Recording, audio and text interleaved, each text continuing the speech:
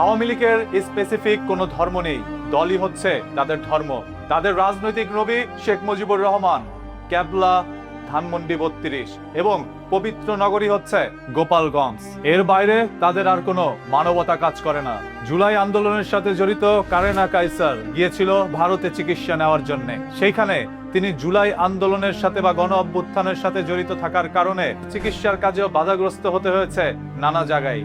শুধুমাত্রই তিনি গণ অভ্যুত্থানের সাথে জড়িত থাকার কারণে আজ যখন তিনি দুনিয়ার মায়া ত্যাগ করে চলে গেলেন পরকালে, তখন থেকেই আওয়ামী লীগের একের পর এক নেতাকর্মী সেই সকল পোস্টের মধ্যে হাহারিয়ে দিতে থাকে।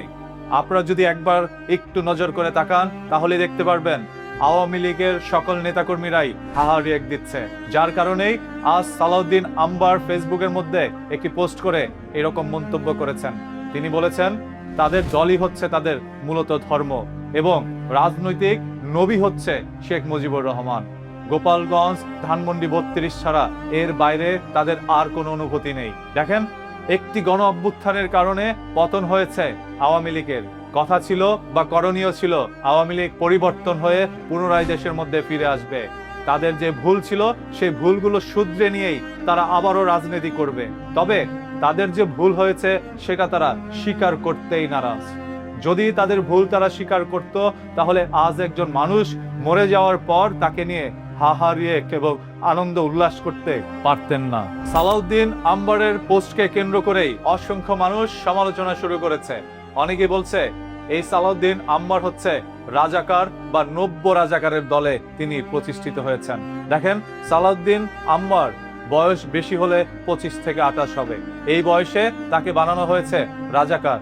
অতীতে আমরা দেখেছি আমাদের বাংলাদেশের অসংখ্য আলেম মাওলানা থেকে শুরু করে সাধারণ জনগণকেও রাজাকার বলে দুনিয়া থেকে সরিয়ে দেওয়া হয়েছে।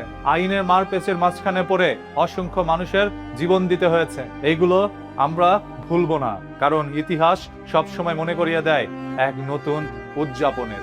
আজ আমরা যেটা দেখতে পেরেছি, কারেনা কায়সার তিনি তার লিভার জনিত রোগে আক্রান্ত হয়ে দুনিয়া ত্যাগ করেছেন। উন্নত চিকিৎসার জন্য তাকে নেওয়া হয়েছিল ভারতে, আর সেখানে থাকা আওয়ামী লীগের সমর্থকরা তাকে চিকিৎসার কাজেও বেঘাত ঘটিয়েছে।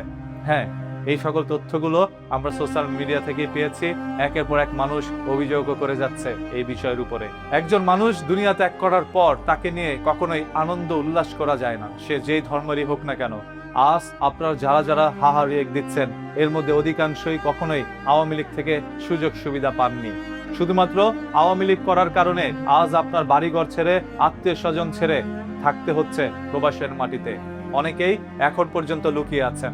আমি ব্যক্তিগতভাবে চাই না যারা আওয়ামী লীগ থাকা অবস্থায় আওয়ামী লীগের সমর্থন করেছিলেন তারা আজ লুকিয়ে থাকেন, কারণ এর মধ্যে হাজার হাজার নেতাকর্মী আছে যারা মানুষের জন্য আসলেই কাজ করেছিল, যারা এই সমাজের জন্য বিষাক্ত ছিল না। সেই সকল মানুষগুলো আজ লুকিয়ে আছে। যারা ভালো কাজ করেছে তারা ভালোর সাথেই থাকুক, এটাই আমার প্রত্যাশা। তবে অবশ্যই আপনাদের ভুলগুলো আপনারা স্বীকার করে নেন। যদি ভুল স্বীকার করে না নেন, এই দেশের মধ্যে পুনরায় আপনারা রাজনীতি করবেন এই স্বপ্ন দেখা ভুলে যান। বাঙালি আবেগপ্রবল জাতি, তাদের কাছে একবার সরি বললেই সবকিছুর সমাধান হয়ে যেত, তবে সেটা আপনারা করেননি। সর্বশেষ সালাউদ্দিন আম্বারের এই পোস্ট আপনাদের কাছে কি মনে হচ্ছে, এবং কারিনা কায়সার যে মারা গিয়েছে তাকে নিয়ে যেই ধরনের আনন্দ উল্লাস করা হচ্ছে এই জিনিসগুলো আপনাদের কাছে কি মনে হচ্ছে আপনারা একটু কমেন্ট করে জানান। দেখতে চাই আপনাদের সবার মূল্যবান মতামত। দেখা হবে আপনাদের সাথে পরবর্তী ভিডিওতে খুব শীঘ্রই। এতক্ষণ সবাই ভালো থাকবেন, ভালো রাখবেন, মন্দ হতে বিরত থাকবেন। বরাবরের মতো কথা কিন্তু একটাই, ধর্ম বর্ণ নির্বিশেষে আমরা সবাই মানুষ। মানুষ হয়ে চাই সর্বদা মানুষের পাশে দাঁড়াতে, আর এটাই তো আমাদের একটি নীতি হতে পারে। মাটির নিচে চাপা পড়া প্রত্যেকটি সত্য খবর জানার জন্য এখনই নিউজ কি চ্যানেলকে সাবস্ক্রাইব বা ফেসবুকে দেখে থাকলে ফলো করে রাখুন। এখান থেকেই জানতে পারবেন স্বচ্ছ সত্য, যা অন্য কেউই প্রকাশ করতে পেরেও করছে না।